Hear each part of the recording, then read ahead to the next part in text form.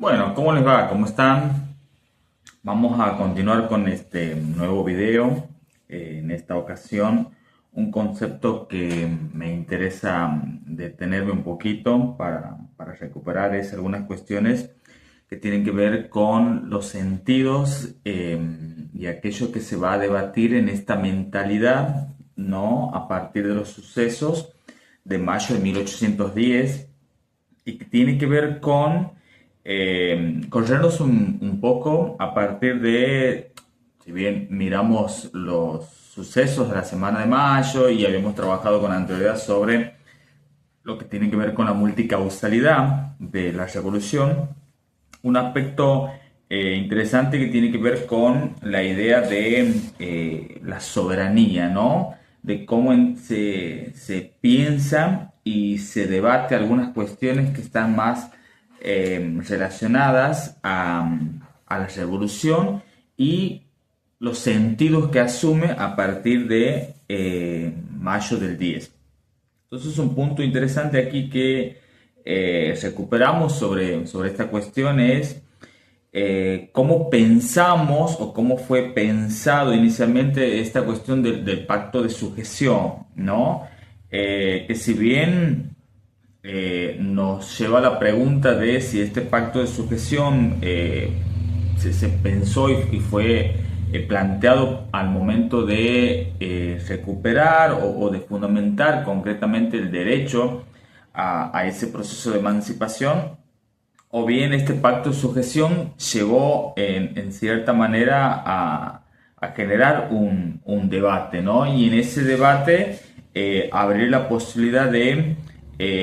cuáles fueron los sentidos que se asignó a el juramento o a esta forma de gobierno instalada a partir de 1810.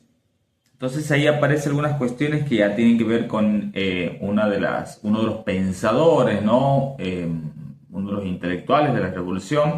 como es Mariano Moreno. Planteamos que para 1810 es un joven intelectual, tiene 31 años para el momento, y es uno de los que teoriza sobre este proceso, ¿no? Bueno, a partir de lo que es en la producción de la Gaceta.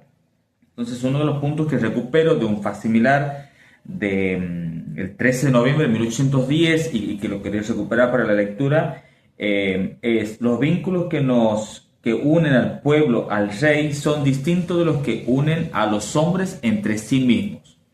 Un pueblo es un pueblo antes de darse a un rey, y de aquí es que aunque las relaciones sociales entre los pueblos y el rey quedasen disueltas, que es lo que estamos planteando, o suspensas, ¿no?, por el cautivo del mismo, los vínculos que unen a un hombre con otro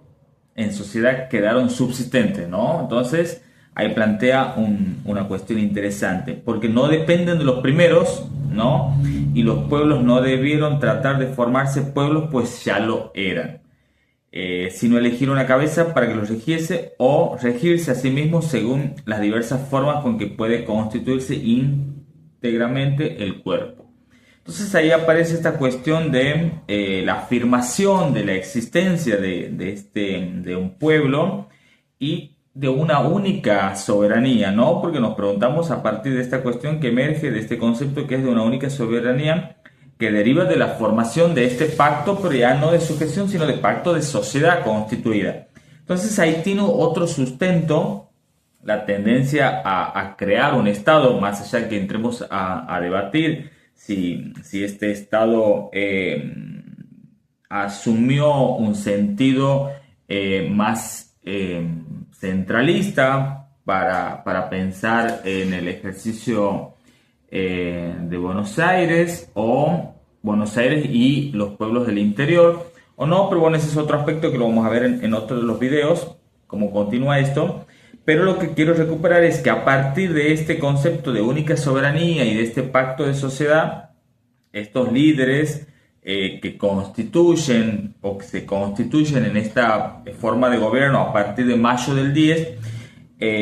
tienen que ver con un cuerpo representativo, ¿no? Que es a partir que se constituye, se conforma en la idea de la soberanía, ¿no? De residir, de esa soberanía que reside en los pueblos, para que posteriormente esto lo podamos pensar a partir de la idea de nación.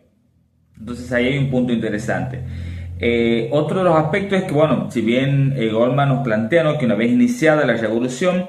se confunde con la guerra de independencia, que es lo que vamos a continuar viendo en los próximos videos, al punto de constituirse en la tarea primordial de los gobiernos centrales, pero al mismo tiempo se desarrolla sobre la trama de la oposición entre la tendencia centralista de Buenos Aires, lo que decía inicialmente, y lo que lleva a plantear, ¿no?, la tendencia más del autogobierno de las ciudades, concretamente, bueno, ya para finales del 20, ¿no? Entonces,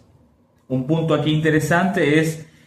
si bien por fuera de los planteos historiográficos que tenemos para el 10, es preguntarnos, ¿no?, que seguramente vamos a volver en algún otro momento con algo más amplio, donde nos llevemos a preguntar cuáles son las incidencias y las influencias teóricas, de si podemos plantear esos recorridos o no, que si bien hay antecedentes, ¿no?, que han planteado algunas lecturas vinculadas a la Ilustración, vinculadas a las revoluciones que se han dado en el viejo continente, un poco lo que deriva, ¿no?, del planteo del contrato social de Rousseau, y si a partir de ahí nos podemos plantear alguna influencia, o por qué no también con la producción de Francisco Suárez. Pero concretamente quería abordar hoy es esta cuestión, ¿no?, si del pacto de sujeción en relación a este rey y la conformación de esta forma de gobierno, o tiene que ver con